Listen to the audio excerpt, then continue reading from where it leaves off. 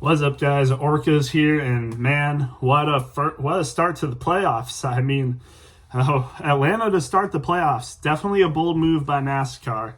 But honestly, it's definitely the source for a lot of headlines, and I think, it did a decent job. Honestly, like, it's not the worst thing in the world. I don't think it's too controversial what happened in this race, where it's like, oh, wow, this is stupid. Oh, this is unfair. I really don't think so. I don't think really any of this is kind of unfair, except maybe a little bit. But for Atlanta to start the playoffs, I mean, honestly, it went about what you'd expect. To be honest, like it wasn't bad, honestly, and I think this was a good race in general. Honestly, a great race, to be honest. But it didn't seem to start that way because stage one, the first half or even more of actually, I'd say, half of it. But once after the first half of stage one, it started getting interesting. The first half was kind of not interesting. All it was really single wide racing with really not a lot of passes going on or anything. But then it got more interesting where it was like still single wide at times, but there was more people going down and passing, like, a little bit after halfway, Blaney went down. It was able to pass McDowell for the lead. He fell back. Larson started coming into the picture, and it was looking, pretty good.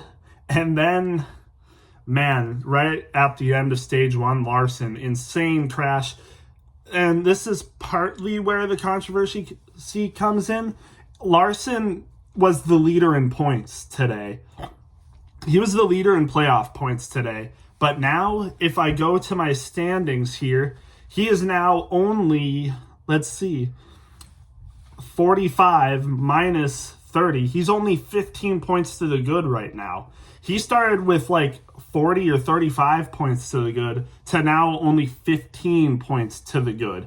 Like, he is not safe now. He needs to perform good at Watkins Glen and Bristol.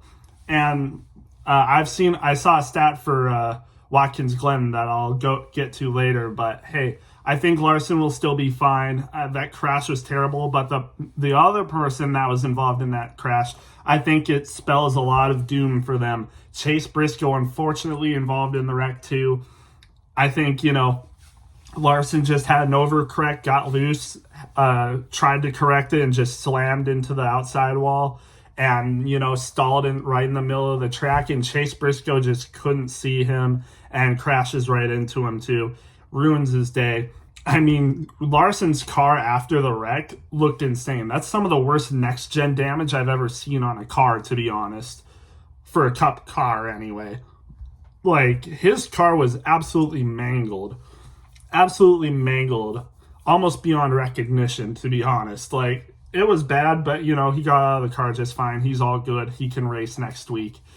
But, I think it impacts Chase Briscoe a lot more because Chase Briscoe is now minus 20 points to the good. Minus 20, not good at all for Chase Briscoe. And, he said it that this round was good for him. I mean, and like I said, my standings, I had him advancing to the round of 12, but now he's minus 20. He's really going to need to pick it up.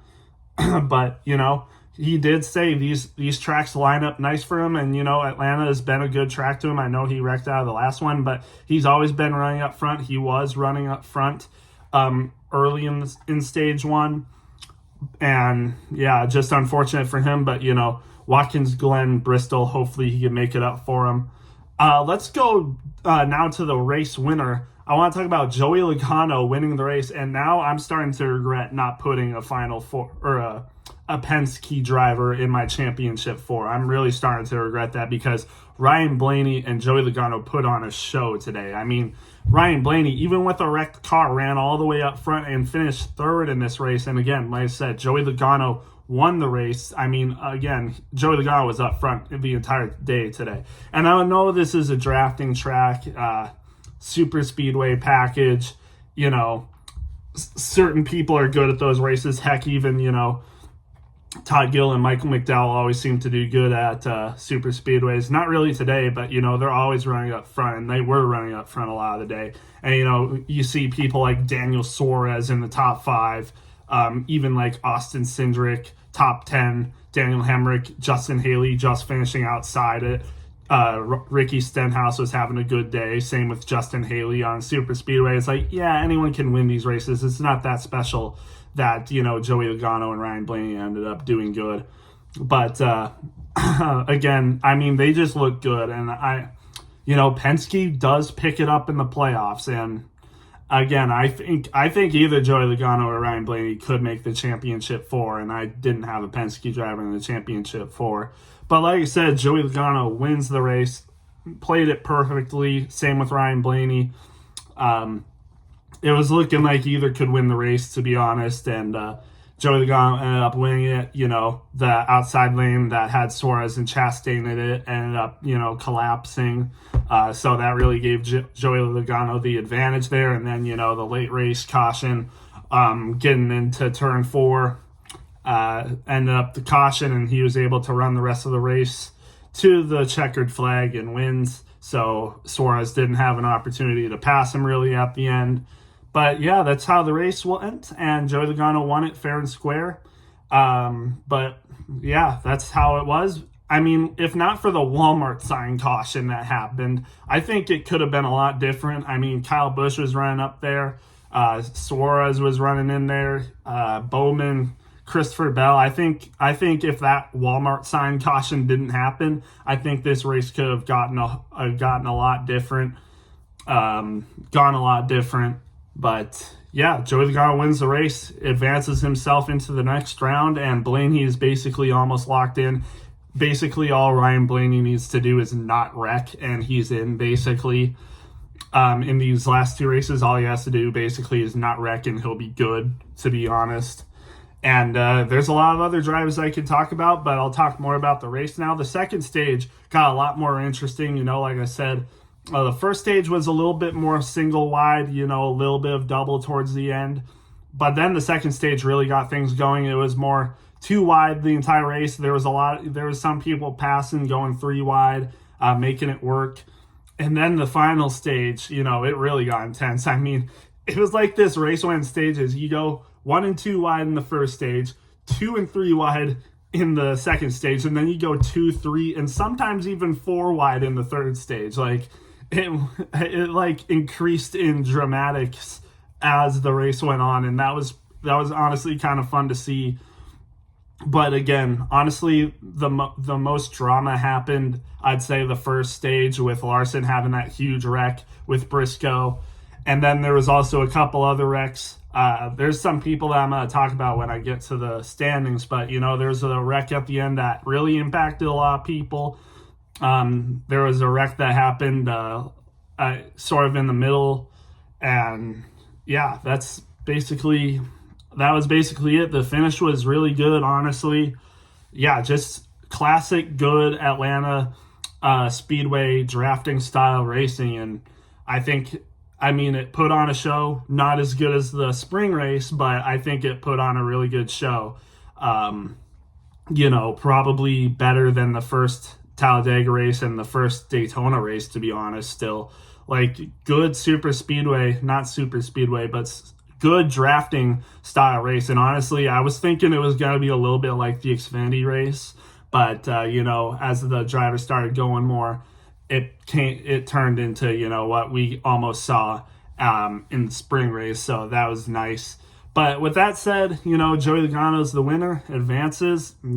I honestly kind of saw this coming. I expected either a Penske driver to win, possibly Hendrick, possibly Kyle Busch, and then possibly Daniel Suarez, but that was honestly about it. I didn't really expect anyone to, make a surprise win there. I expected, Daniel Suarez or Cindric probably would have been the biggest surprise, to be honest, but Logano winning, not bad. Pretty good race.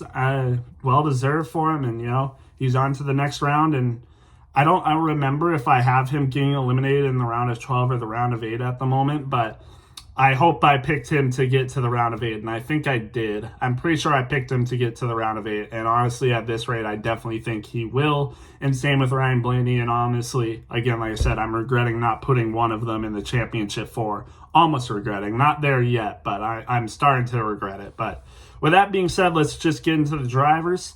Logano won the race, obviously. Blaney third, but Daniel Suarez super close to getting that win. Like I said, I mean, he almost went back to back at Atlanta. You know, that crazy finish.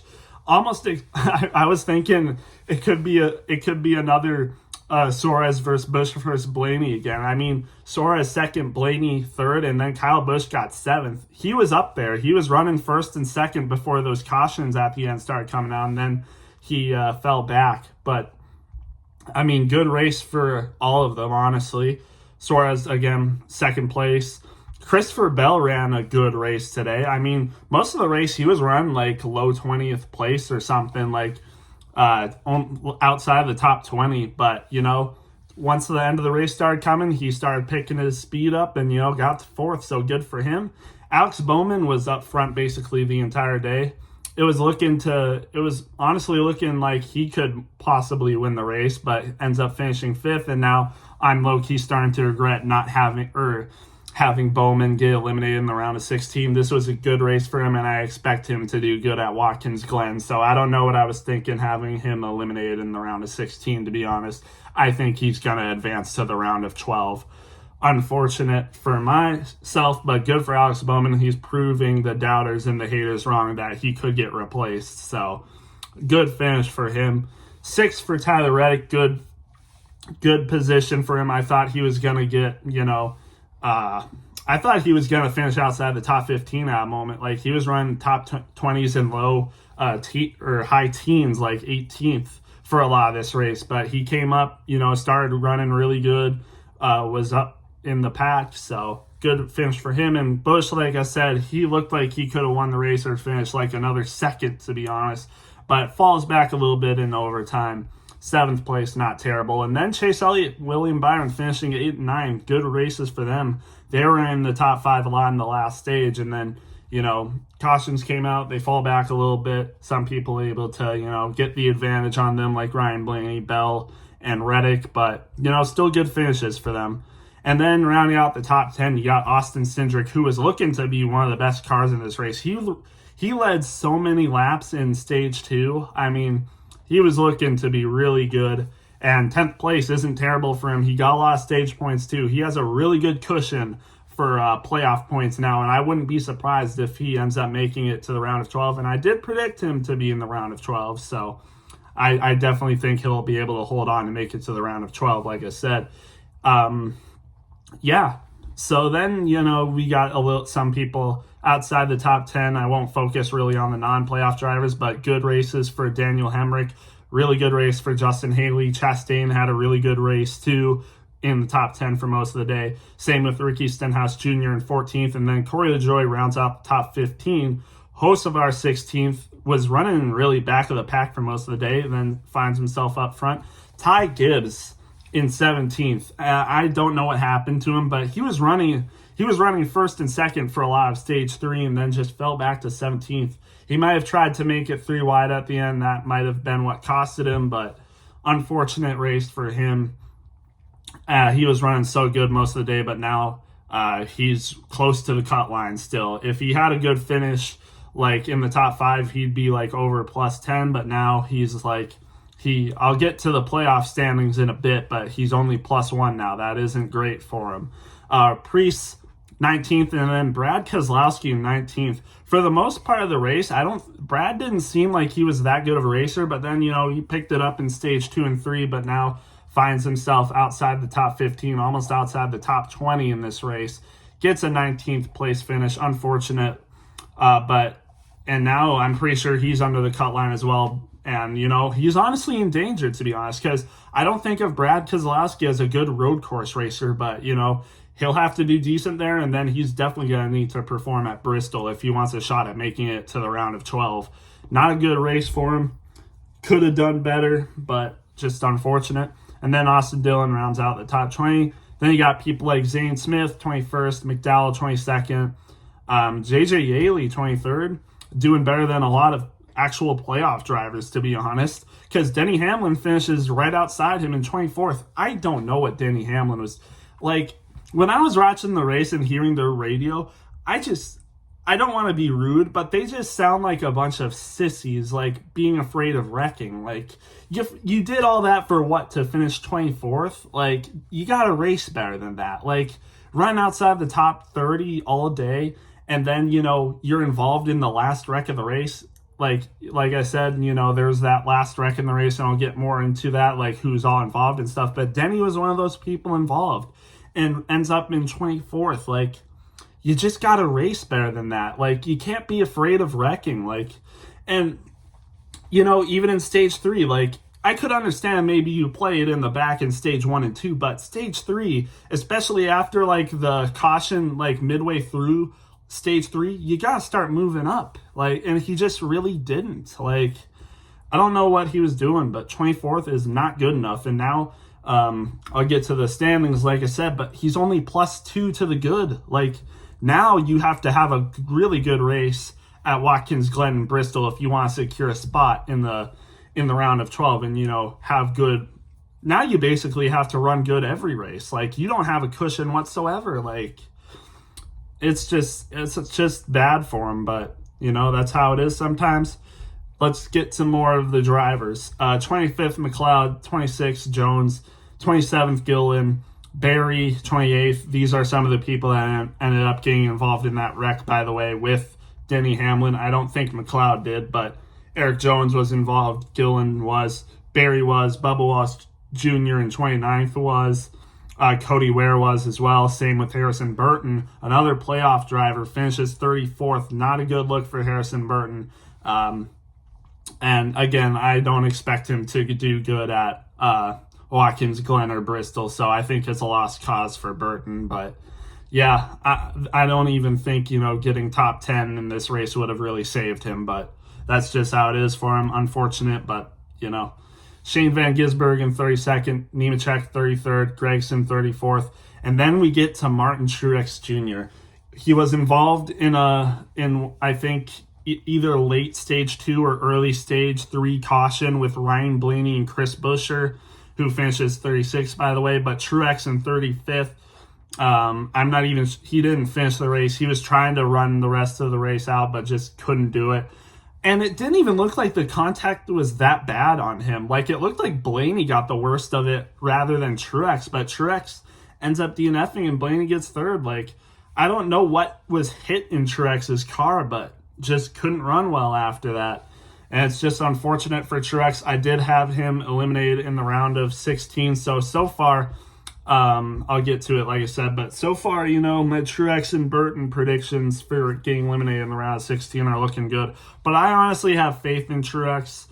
I think he can run good at Bristol and Watkins Glen and possibly save himself, but he's going to need to perform really good. I'm talking like top 5 for both races, possibly top 10 for both races to qualify for the round of 12. But I think for sure he's going to need to run top 5 both races and honestly get top 5 finishes in both races if he wants to be comfortable in the round of 12. But I wouldn't be shocked if he doesn't do that, to be honest. So yeah. And then, like I said, Larson and Briscoe end up DNFing last place finishes, and just unfortunate for them. But let's get to the playoff standings. Let's see. So obviously Logano is in. He's in the next round, so he's all good. I'm trying to find where Logano is. There he is. I'm looking at standings. I have to kind of do the math myself, but he's locked into the round of 12. Blaney is right next to him. I'm pretty sure. I'm pretty sure he is minus 45 or plus 45, so he's definitely pretty good. Like I said, he's almost locked in for the round of 12. To be honest, he just needs to not wreck. Christopher Bell is minus 40, so he's also good. Tyler Reddick and William Byron are minus 7 back on Christopher Bell. And then you got people like Austin Cindric and Alex Bowman who are, I think, minus 13 on Christopher Bell. So they're almost good as well. Honestly, Cindric might be good too. I mean, I don't think, Watkins, Glen, and Bristol are good tracks for him, but he might be okay still, honestly. But we'll just have to wait and see. He's pretty clear, honestly. Brad Keselowski, he's ahead by like 27. Yeah, he's ahead by 27 on Brad Keselowski, so I think he's good. Chase Elliott, I think he'll have decent races for Watkins Glen especially, so I think he'll be good.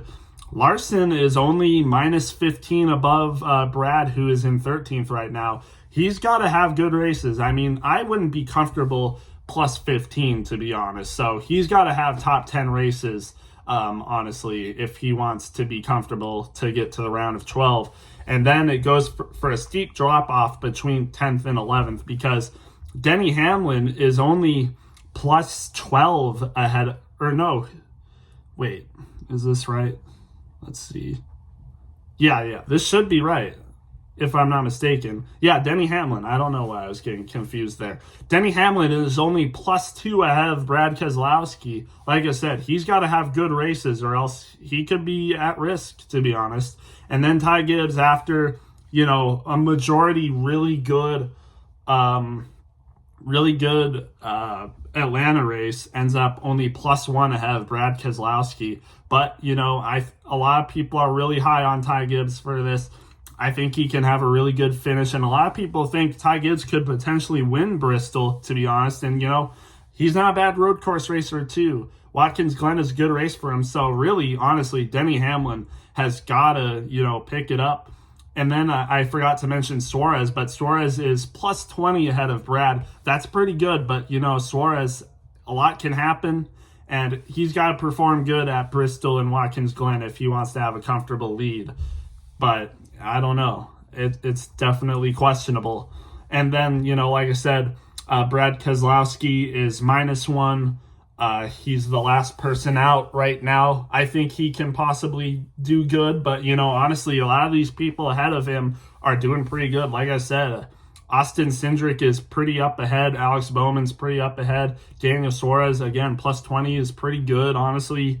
Brad has to have some good races, and so does Truex, because Truex is minus, let's see, Truex is minus 20 on Brad Keselowski, or no, minus 18 on Brad Keselowski, so that would be minus 17 on Ty Gibbs. So yeah, just not looking good. Or no, he's minus 19 on Ty Gibbs. So he's really got to pick it up these races, and has to hope that some other drivers don't have great races if he wants to make it in, and especially for Chase Briscoe, who is minus 21 behind Ty Gibbs. He's really got to make some stuff happen if they want to make the playoffs. So again, just unfortunate for them. So far, 2 of my predictions for eliminations in the round of 16 are looking good, Truex and Burton. But Chase Briscoe, I had making the round of 12. I just had, blind, biased confidence in him. But unfortunately, that doesn't look so good. I don't know why I picked Alex Bowman to get eliminated. He's looking really good, and these tracks really suit him, especially Watkins Glen. I think I probably just banked on him wrecking in Atlanta, and that would put him behind, but he didn't. It was his teammate that did, but not him. And then, for, let's see, who else did I have? Daniel Suarez, I had him being eliminated, but, Atlanta was good to him, really good to him, so... he might be good, even though, I don't think he's going to be that great at Bristol and possibly not even Watkins Glen, but we'll just have to wait and see. Overall, I think this was a really good race. It really shook up the playoffs. Again, a little bit of controversy. You had people like Larson wrecking, and now he's barely good for, ahead of people. He's only minus or plus 15 ahead of Brad, and that can change in a race. In one race, that can change. So we'll just have to wait and see what happens. But again, like I said, this was a really good race, really intense, really exciting, good racing in general. I'd give this race like an 86, I'd say.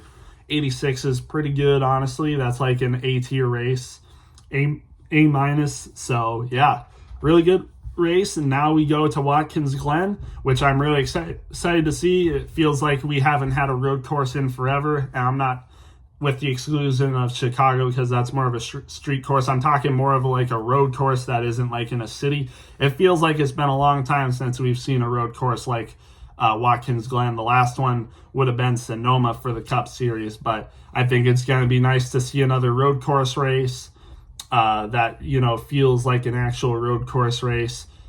And yeah, that's going to be exciting. And then we got Bristol. So again, it'll be interesting to see how that shakes up for the playoff drivers. But with that said, I'm going to get this up for you guys, and we'll see you for Bristol.